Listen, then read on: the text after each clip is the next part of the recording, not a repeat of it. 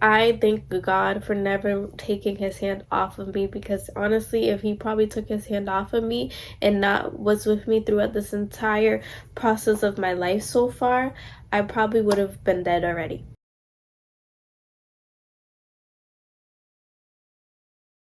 The devil does not want me to film this video, truly, because technically this is my third time filming this video. And like, I first filmed it on the beach and my camera wasn't recording. Then I filmed on the beach, I got a little bit of footage of it, and then my camera overheated and it shut off.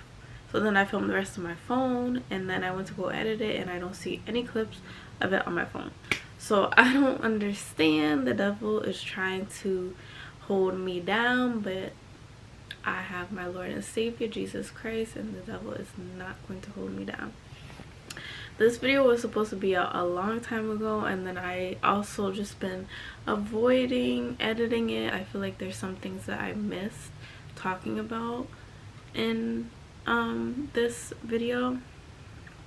I'm such a perfectionist and I want everything to go exactly how it is in my head, but I need to learn that not everything is going to be perfect, and sometimes you just need to go in God's timing and divine timing and let everything just happen naturally. So I just woke up. You can't tell, I look a hot mess right now. And honestly, it was really weighing down on my spirit for me to get this video out. I was gonna refilm it regardless, but I think God was like, get up right now and film it. Like, literally just get up right now and film it. You don't need to fix your hair, you don't need to put makeup on, just get up and film this video. So that's what I'm going to be doing for y'all today, and I'm going to try to get it out the same day that I'm filming it. Today is November 7th, 10:55 a.m. and I'm going to try to get it out today at least before 8 p.m. So yeah, I don't even know how to start.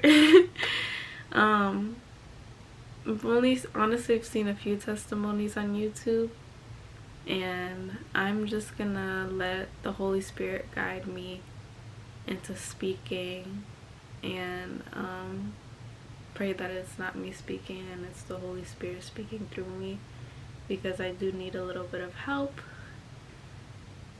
starting this. So I'm the oldest of 3 brothers, but between my parents I am a only child.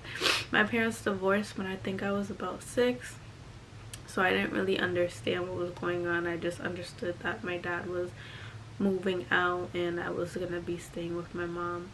My mom ended up getting pregnant and she had my little brother, which is the brother that I put on this channel. For his sake, I'm gonna, y'all know, if you are a frequent viewer of me, you know his name, but in this video I'm gonna call him Nene because that's what I grew up calling him. So she had my brother Nene, and I stayed with my mom. You know, usually when parents divorce, you end up staying with the mother, so I ended up staying with my mom, and I pretty much grew up living with my mom. We moved around a lot. My mom never liked to stay in one place. She loved to move around. With moving around, that was going to a lot of different schools, and going to a lot of different schools, I was the new kid over and over and over again, and I got bullied a lot. I had no friends. I was always like the target to be bullied because I was the new girl. Sorry, my nose is like, I just woke up with allergies.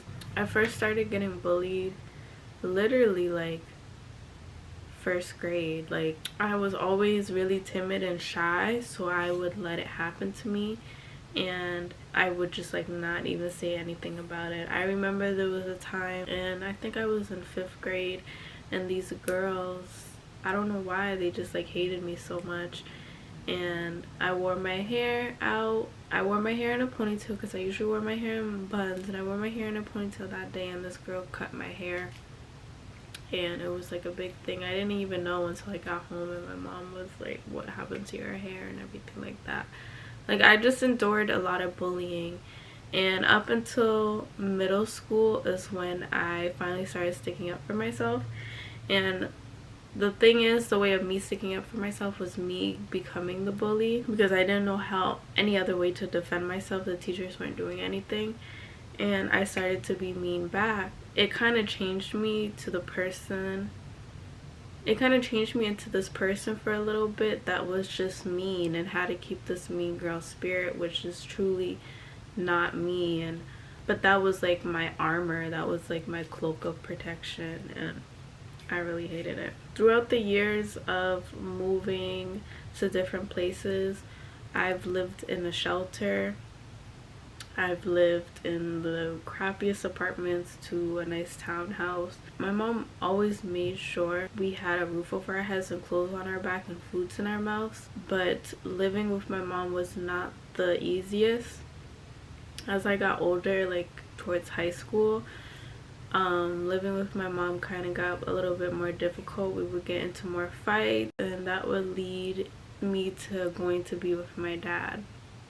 Now, my dad started his own life once he got divorced, and for the longest I wasn't able to see my dad because my dad didn't have the greatest living situation, and he did not want me to see where he was living at the time, and he didn't have enough space and everything like that.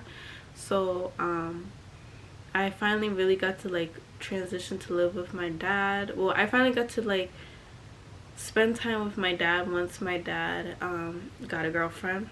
I loved living with my dad. My dad was somebody who was like my safe space. Like, I couldn't wait to go to my dad's house on the weekends because I felt at home, I felt at peace. I didn't feel bothered all the time. And when I lived with my mom, it's like every little thing I did was wrong in her eyes. And I've just like how I felt in school, where I was bullied for literally just existing, that's how I felt back at home when I was with my mom. I felt like I could never get a break. And don't get me wrong, I love my mom. I think parting ways from my mom and not living with my mom was like the best decision for our relationship, because that's like, I feel like this is the best we've been since I've moved out and I don't live with her anymore. And I haven't lived with my mom since I was 18. So I think it was like the best thing for us. But I hated coming home. Like, I hated coming home. I would always avoid it. I would have after school programs, or I would want to go to my friend's house, and I just hated going home. So whenever I went to my dad's house, it was relief. Like, it was literally relief. My camera is acting up once again. I think I just need a new camera. Like, I don't understand what is going off my camera. But like I was saying, so when my first brother came into my life, it was really Nene. It was really like, he was like my best friend. I was so excited because I was the only child for a long time, and I was really excited, and I just finally didn't feel alone. When I was about in 5th grade, that is the first time that me and my brother got taken away, and it was the most scariest thing. I had my dad to go to, but unfortunately my brother didn't have somebody to go to because, you know, he was living with his father and my mother. I wasn't living with my father, so usually if something happens, I just go right to my dad's house. But he didn't have like that support system like how I had. So my parents got in a fight. My mom and my stepdad got in a fight, and it resulted to the police being called and us getting taken away. I don't know where my brother went. I'm assuming he went to the same place as me, but for boys. So he went to a boys' home, and my dad wasn't picking up the phone at this time, so they put me in a girls' home. And honestly, I was like literally the most I was terrified. Like, all I could think of when I arrived, I'm like, this is my new home, like this is where I'm gonna be living. Like, I remember them telling me the chores I have to do and all this stuff, and how I have to share beds, like bunk beds and all this stuff. And I was just like terrified, and I didn't understand like, why is this happening, and why is my dad not picking up the phone? And I didn't know what to think or feel, and I was so scared for my brother because my brother was probably like, I think he was probably like 4 at the time. So I know he was so little and not realizing what was actually going on. Eventually, when the next day came, my dad finally picked up the phone, and he came, and we went to court, because when you get taken away, they immediately put a case in with it used to be called DSS, but I think it's called I don't know what they call it now, but I grew up with it called DSS, and they immediately put a case in with that, and then you have to go to court the next day. So I ended up transitioning to go to my dad's house, and I lived with him for a little bit, long enough that I had to enroll in school with the town that he lived in. Bullying started once again. I hated it. I hated the town my dad lived in because the people there were just not nice, and I didn't like resulting back to that mean girl phase, and I wasn't good at going back to that mean girl phase. So it was just, that was literally, like I said, like my alter ego, my cloak of armor, my way of protection. So I lived with my dad for probably about a month. I was going to school out there, and I absolutely hated it.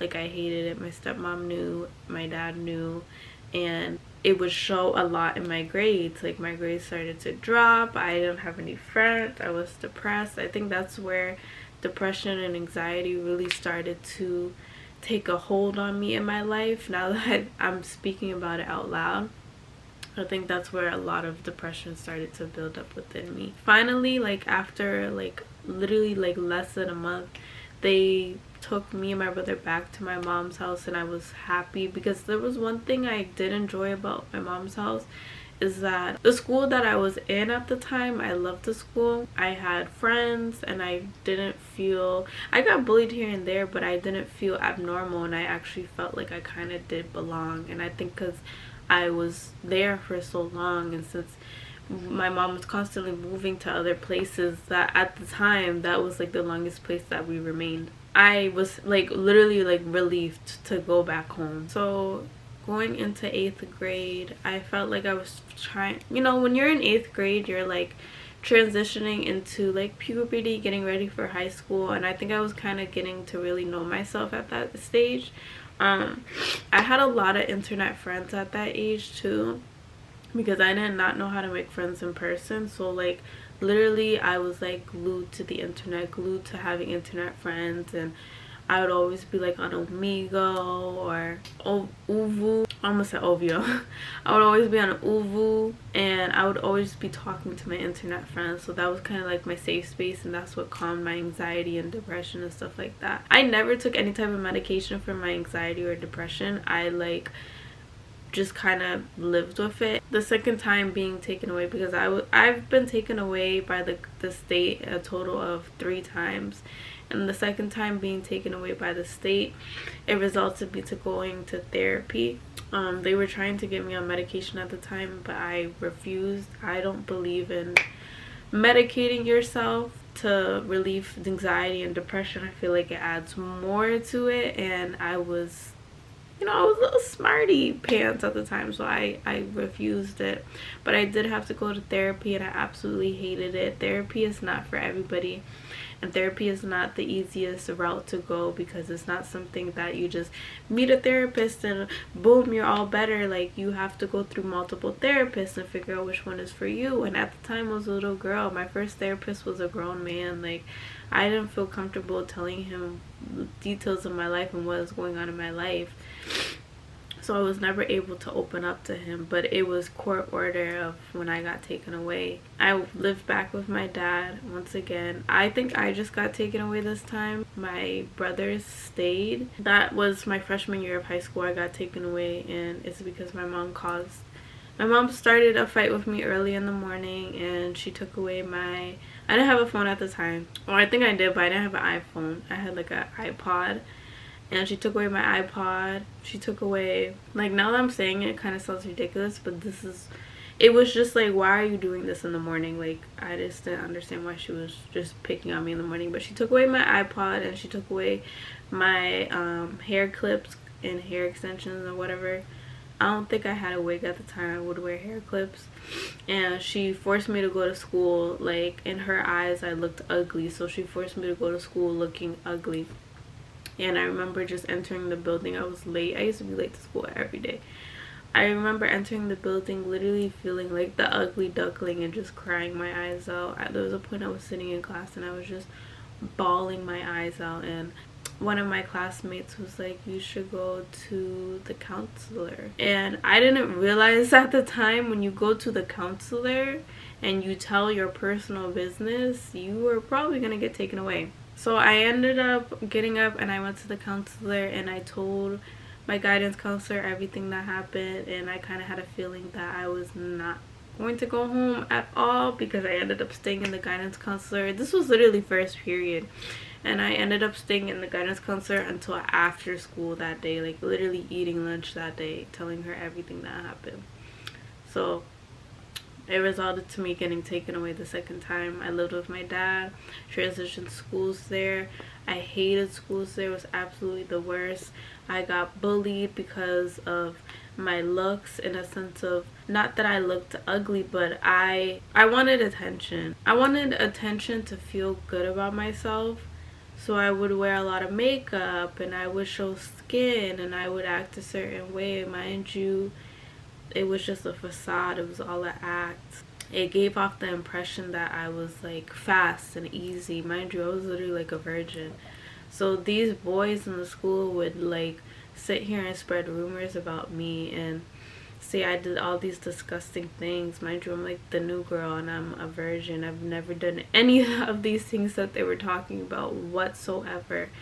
And it bothered me so much, but it was like that was becoming my new identity of like wearing makeup and showing skin and like wearing tight clothes and stuff like that. That was the same time I was going to therapy, so I would have to go to therapy in between classes. I would have to go to therapy like every day, and after like the 6th block or whatever, 6th period, we used to call it blocks. And I like just hated it. Like now that I think about it and I'm saying this out loud, I think this is literally where my depression and anxiety came from, like going through all of this nonsense. There was a point where this boy, I kept getting bullied in school, and mind you, I'm like a sophomore at this point, sophomore, freshman, one of those. And like I was getting sick and tired of it. And like I said, in middle school, that's where I kind of built up that cloak of armor to be a mean girl, to protect myself.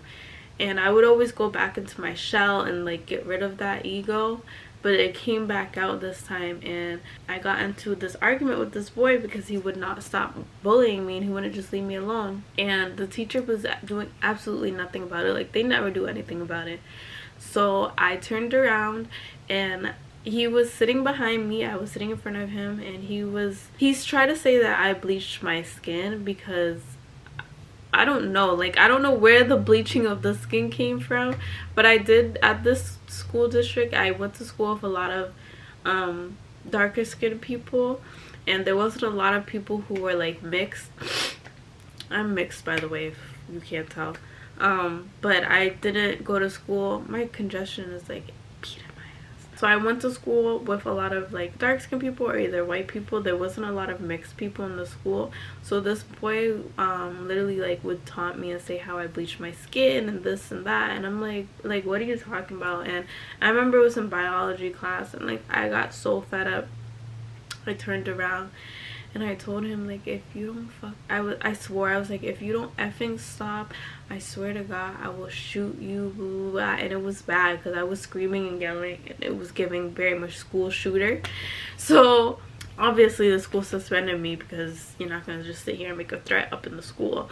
So I got suspended, and it was not looking good because I was already living there on court orders, going to therapy on court orders. And my dad is not from this country. He's Caribbean. And if you know how Caribbean parents are, getting suspended from school, having bad grades, all of that, that does not cut it. So my dad was furious. I remember I got my phone privileges taken away. I was suspended for like 2 weeks or whatever. Soon after that, I ended up finally going back to my mom's house. And this was like the longest I stayed at my mom's house, for a little bit. And I ended up from sophomore year all the way to senior year living with my mom. So it was cool. It was difficult, but I wanted to graduate high school. Like that was my main thing. I just want to graduate and then leave. Like I was thinking I'm going to graduate and then go off to university. But mind you, going through all of this at the time, I did not have the best grades. Like I had terrible grades. Like some semesters that would be really good and then it would be really bad. There was never like an in between. So I didn't have a good enough GPA to go to a university. I had to go to a community college, unfortunately. But so my senior year comes and I'm 18 at the time, and I get in another fight with my mom, but this time the state can't take me away. But it resulted to them taking away my brothers. Mind you, at this time, I didn't just have my one other brother, I had two brothers. And one of my brothers, I don't speak about it because it's personal and I just kind of want to protect him from the world, but he has autism, and he has like a speech impediment, so he doesn't talk. He was just a baby at the time, and they ended up taking away my brothers. And like I said earlier, I had a place to fall back on. I had family and support to go to, but they didn't. So they ended up putting my brothers in a home, and since this was the third time getting taken away, it was kind of like 3 strikes and you're out. So I remember that night, like,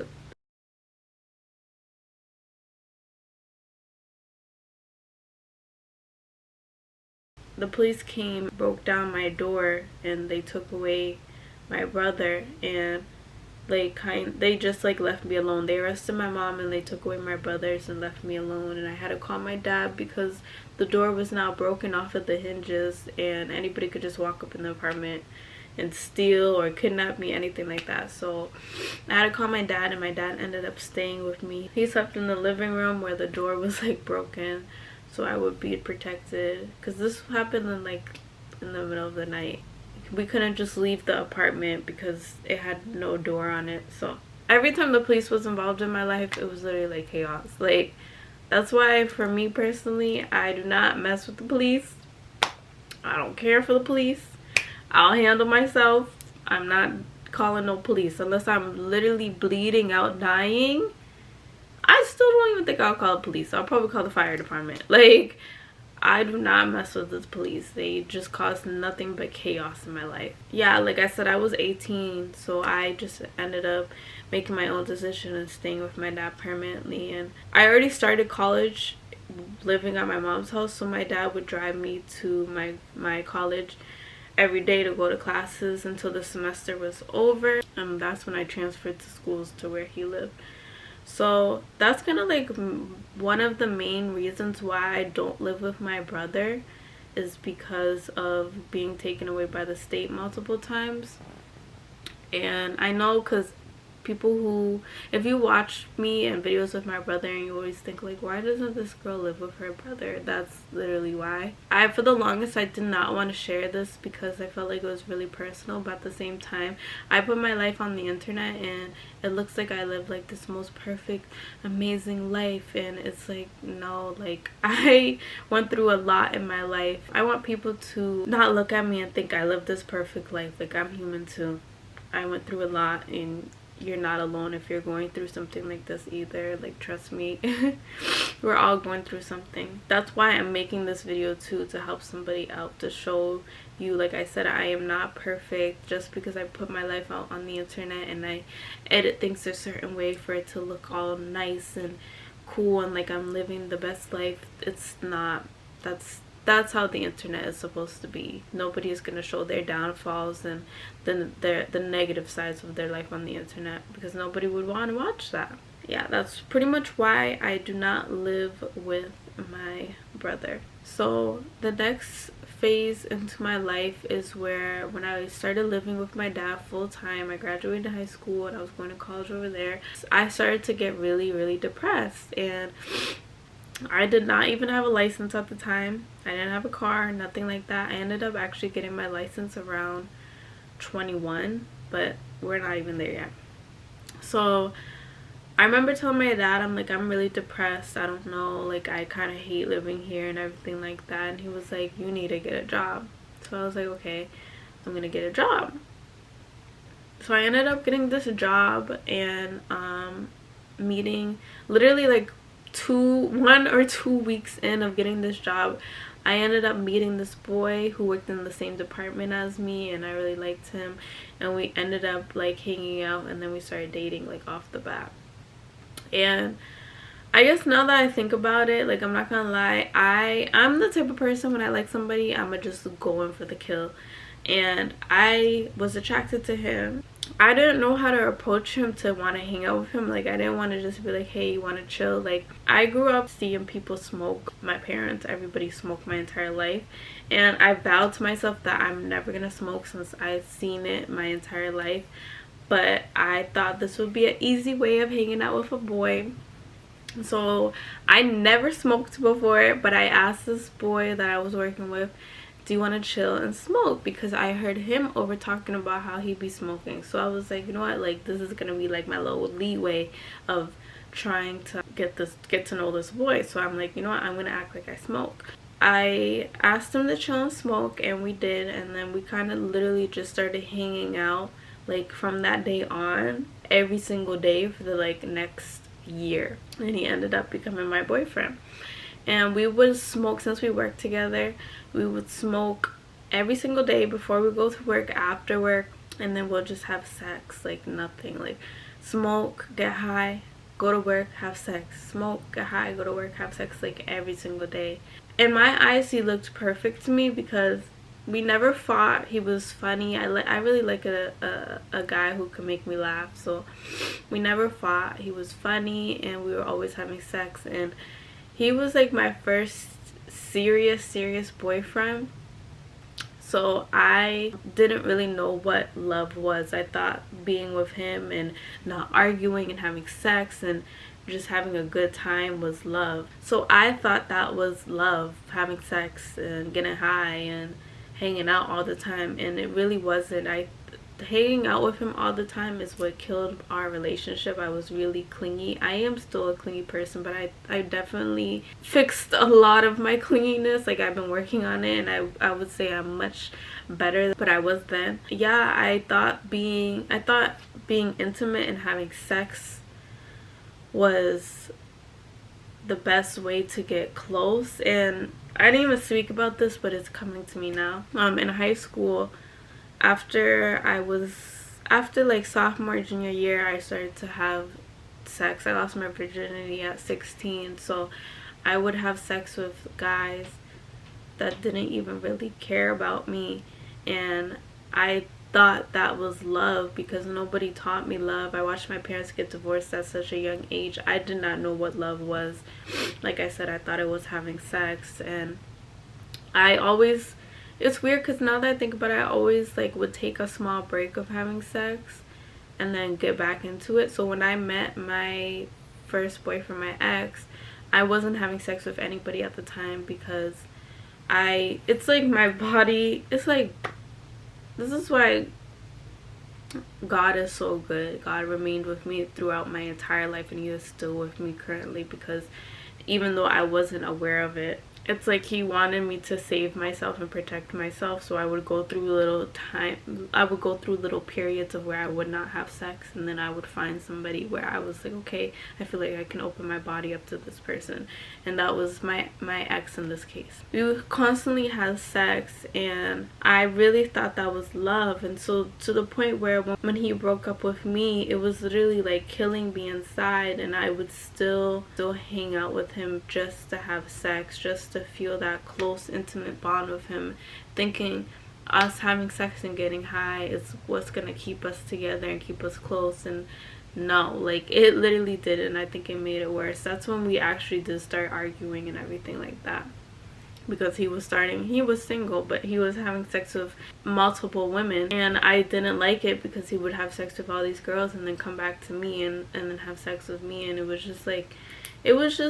getting toxic, and it was just getting disgusting too, because we would be having sex raw, and like, it was just not it. When we broke up, it kind of forced me to be an independent person, an independent woman, and transition out of that lifestyle of needing to have a man to have love in my life, when in reality, if you have God in your life, God is love. God is literally love. But I still did not have God at the time. I grew up going to church. I grew up going to Catholic church with dad, but I was so young. I probably was like 4. I didn't really understand. I would go every day. I was a part of Sunday school and everything like that, but I didn't really understand everything completely.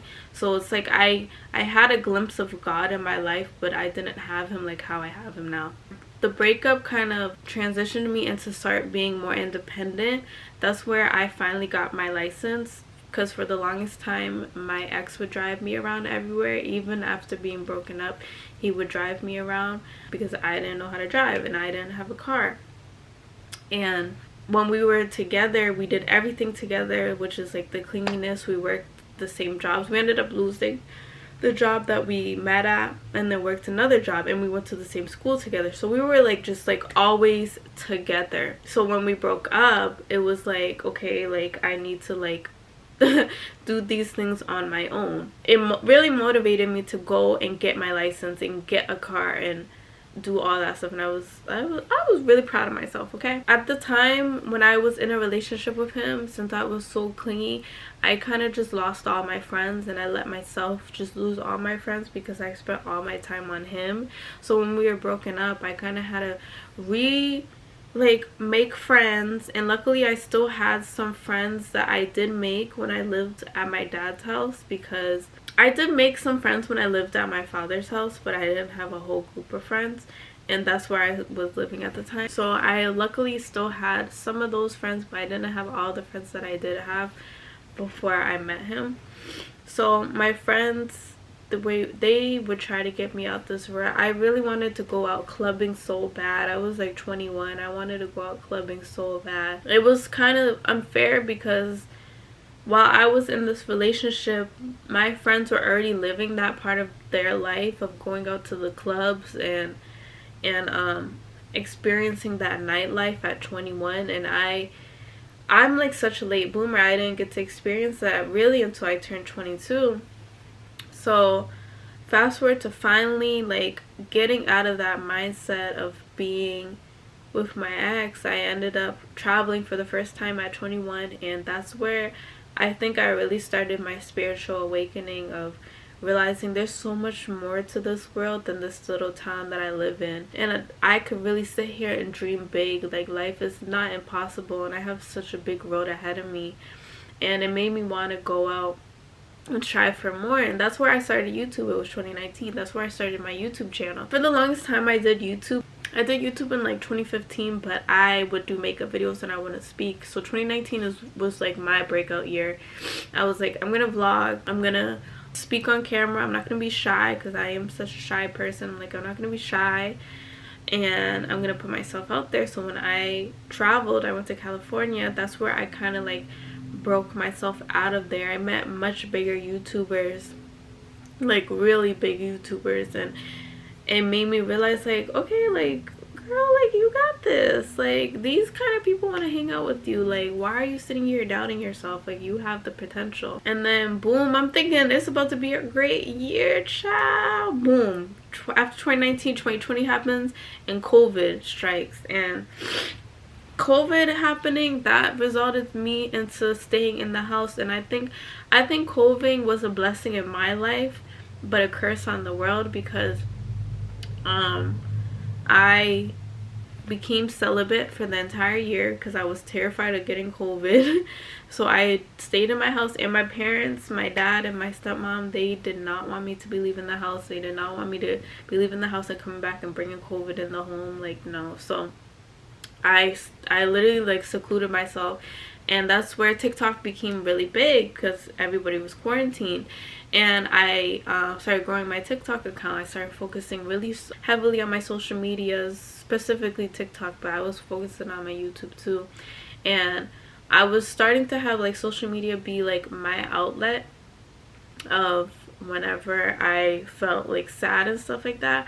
But at the same time, while I was dealing with all this resulted me to getting high more and wanting to just be lazy. Like, not lazy because I was still getting work done, but like the weed kind of lazy, if that makes sense. Like I would just sit here and smoke my life away. That's when I started my smoking videos, and that's where I started to get a following on YouTube, because I would I would post myself getting high and just talking like about anything that came to my mind. And it was nice for a little bit. It was really nice. I was monetized. That's when I first got monetized on YouTube and everything like that. But I knew that was not the content I wanted to do. I just saw it doing numbers. So I was like, okay, like this is what I'm gonna do. But it was not truly the content I wanted to do. Within that year, since I was smoking so much and I was smoking backwoods, I would probably smoke like at least a pack of backwoods a day, and 5 rollies come in a pack of backwoods. So I was smoking like 5 blunts a day. I started to get really sick. I would smoke and I would gag, and I would feel like I want to throw up every single time I would hit the blunt. And then there was this one night, the devil had me, child. He had me, and I really felt like I was gonna die. My dad was scared for my life. I've never seen my dad so scared. I felt so bad. He thought I had COVID at first, but I couldn't even walk. Like, it was, something just came over me. It came over my entire body, where I was nonstop vomiting to the point where my throat was sore from vomiting, and I couldn't even stand up straight and walk. My body was going through high and low temperatures. I spoke a little bit about this in another video, but it's called CHS, cannabinoid hyperemia syndrome. I'm gonna have the video. I'm not going to speak too much about it since I already made a video talking about it, but I'm going to have the video linked down below if you want to hear more about that. I stopped smoking truly in September, so it's been 3 months. It's going on 3 months I've stopped smoking, and I'm really proud of myself, because I was smoking consistently back to back for the past, since 2019 up until 2022. So I was smoking for years. So while I was going through all that smoking, I started to get into tarot cards and all that, like witchcraft stuff and crystals, and I really let that get a hold of me. I remember, if you're from Massachusetts, you know about Salem. So I went to Salem, and I went to a crystal store. And I spent a bunch of money on crystals. Thank God was with me this entire time, but these crystals did not work, not one bit. I remember I got rose quartz. It was for self-love. And then I got moldavite, and I see moldavite trending on TikTok, and it was basically like a crystal that would uproot the certain areas in your life and like turn your life upside down for the better. And I really wanted that. I don't know why. And none of them worked. Thank you, Lord Jesus. None of them worked. But I would be so addicted to tarot card readings, because when I traveled to California, I met a boy there, and I was really convinced like this boy was the one. And I would sit here day and night and watch these tarot card readings, even pay for some readings, just to see if this boy is the one and if I'm gonna have a future with him. And it was literally so toxic. That's why I said in my unpopular opinions video, I was like, that stuff, I don't remember what I said exactly, but basically those things are so damaging to your spirit and soul, and you get so wrapped up into it, it turns into an obsession, and it's sickening. And that's why I don't ever post things like that anymore. If you are one of my TikTok followers and you followed me around that time, because I would post some of that content on TikTok, I do not believe in that stuff anymore. It was toxic, damaging, and it just led to obsession. And it's witchcraft. It's literally witchcraft, and it's not of God. God does not want us to be doing these things and using these tools to speak to these spirits where you don't even know truly who you're speaking to. People say you're speaking to your ancestors. How do you know that? You don't know that. That's the thing. The devil disguises himself as light, so you don't know. Just because if it gives you a sign, or it's like, this is, oh my goodness, this was my grandmother's thing and whatever, like, the devil disguises himself as light. It's easy for him to disguise himself and make you think that this is a good spirit, or this is the right person you're talking to in the spirit world. And it's not. The spirit world is very real, and I'm probably going to go into that into another video. but we're not even gonna get there right now. That was truly damaging my soul, and I'm glad, like I said, God was with me this entire time, still with me till this day, because he never let me get super, I was really wrapped up into the tarot readings, but he never let me get so wrapped up like how some people get wrapped up. So fast forward to 2022, where I met Mello and his family, his sister. There was a time he spoke to me about God, and I didn't realize, I grew up in a Catholic church where, if you know how Catholics are, it's very like religious, and I didn't realize you don't have to be religious. It's actually not good to be religious. You can have a relationship with God without being, I'm sounding like Mike Todd right now. You can have a relationship to God without being cuffed to religion. And I always thought to be close with God, you have to be cuffed to religion. And the religion that I grew up in was Catholic, and it's very idolizing, like you're worshiping idols. It's nothing like being Christian. It's nothing like having a relationship with God. Up until this year is where I started to really truly read my Bible, and I really started to look into my word. And I remember I went through, trust me, I went through the desert, the 40 days in the desert, child. I went through it and took the time to sit here and read my Bible, because there was one thing I really wanted to do. A lot of people say this, but make God your best friend. And that's one thing I really, really wanted to do. I wanted to make God my best friend. I wanted to get to know God like the way he knew me. And the thing is, God remained in my life, my entire life, like, and I sat here and I ignored him for years upon years upon years, and committing so much sins and not caring about my own personal well-being. God still never took his hands off of me. I really realized that this year, and it just made me happy. Like, it hurt me that I probably, in God's eyes, he'd been weeping for me, for his child to come back to him all these years. So it hurt me in that sense, but it also made me happy in that sense, because getting right and getting close with God, I started to feel free. I started to feel free and not condemned to anything. I stopped smoking weed. I stopped hanging out with people who were damaging to my spirit and negative. And I stopped having a negative mindset and a negative outlook on life, and just started to love people the way that God loves people, and wanting to help people constantly. I've always had a big heart. That's one thing you can't take away from me. That's why even when I went through my mean girl phase, I always resorted back to who I am, because I always had a big heart, and allowing God to come into my heart, it's like my heart even grew. It's kind of like the Grinch movie, where the town started to show the Grinch love, and his heart grew bigger and bigger and bigger. And that's how I felt when I let God just finally into my life and into my heart. My heart grew bigger and bigger for people, and I loved it. God has had his hand on me throughout my entire life, and I did not know up until this year. And honestly, this year, worldly wise and physically wise, it's not the greatest year, but spiritually wise, this was probably one of the best years I've had ever in my entire life. I'm making this video to share my testimony of when God has never took his hand off of me through all of the trials and tribulations. And if you are crying out for help and you're looking for that out, Jesus Christ is truly your answer.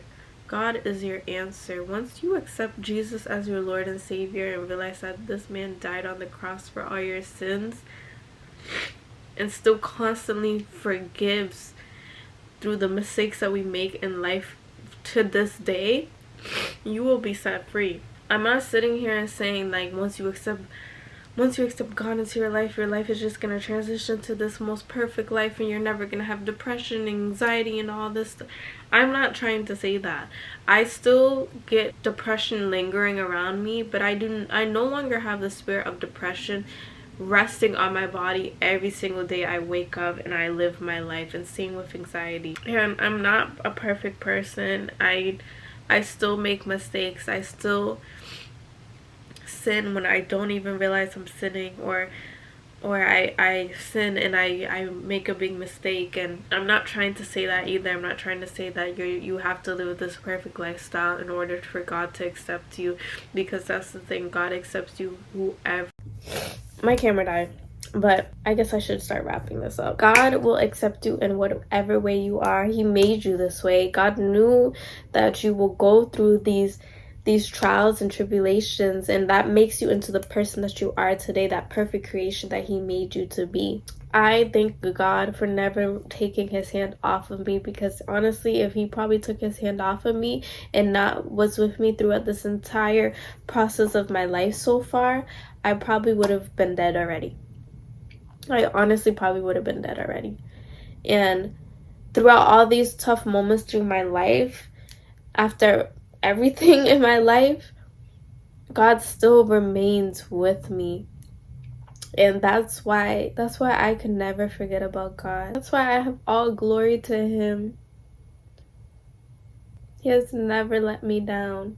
And I want to walk in obedience to Him with His guidance and with His wisdom, and let the Holy Spirit comfort me like a blanket, Lord, and to strengthen me and to build me into the woman that He wants me to be today, and to help other people realize